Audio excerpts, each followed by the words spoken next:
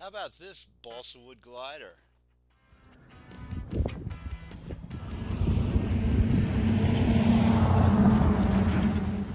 Here are the plans to the plane, and if you print them out to the exact size, I'll show you a construction method that actually uses the plans adhered to the wood itself. Here's a list of materials.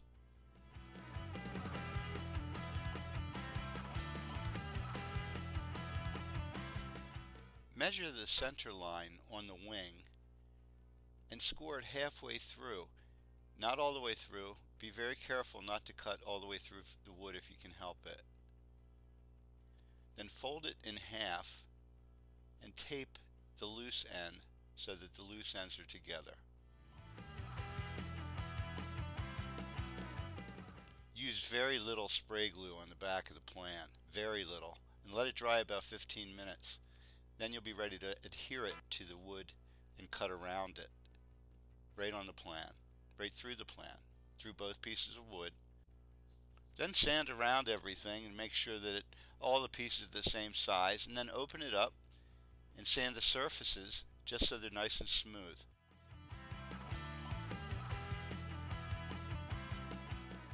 So you'll make the stabilizer the same way that you made the wing, and just bear in mind that you're using 1/32 inch sheet for the stabilizer and 1/16 for the wing, so the wing is twice as thick as the stabilizer. So when you score it, just be careful.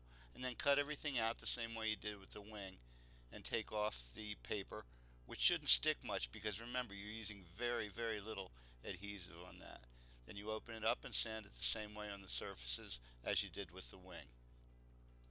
If you use a scrap to make the rudder, just make sure you run the grain in the proper direction.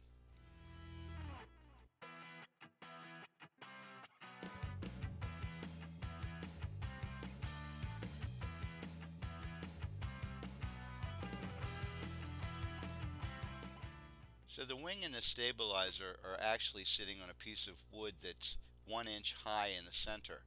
This will keep the tips at the proper angle when it's glued down in place. So you open the joint up of each the wing and the stabilizer and put glue in the joint. I'm using epoxy here, 5-minute epoxy, and tape the ends of the tips down so that the wing doesn't get any twist in it, and make sure that the center line is followed for both the wing and the stabilizer. And when you open the joints up, then close them and then remove the excess glue.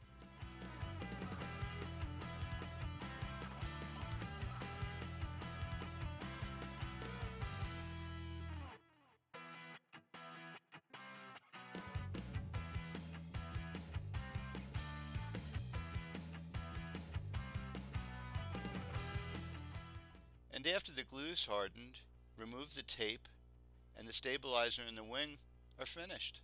We'll move on to the fuselage now. And in order to make that, we need the 3 pieces of 1/4 inch by 1/4 inch. Cut the angles as shown and glue them together.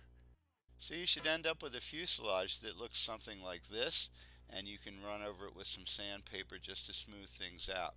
Now you want to prop it up next so that you can put the wing on center, and make sure that the fuselage is straight up and down when you do that.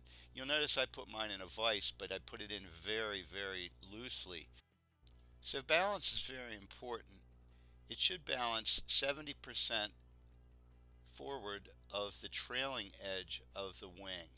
In other words, in this case, it's 2 3/32 of an inch from the trailing edge of the wing to the center of gravity. The plane flies straight and flat on calm days with no wind. But if you'd like to trim it a little bit, you can add a small piece of transparent tape to the trailing edge of the rudder and bend it in one direction or the other.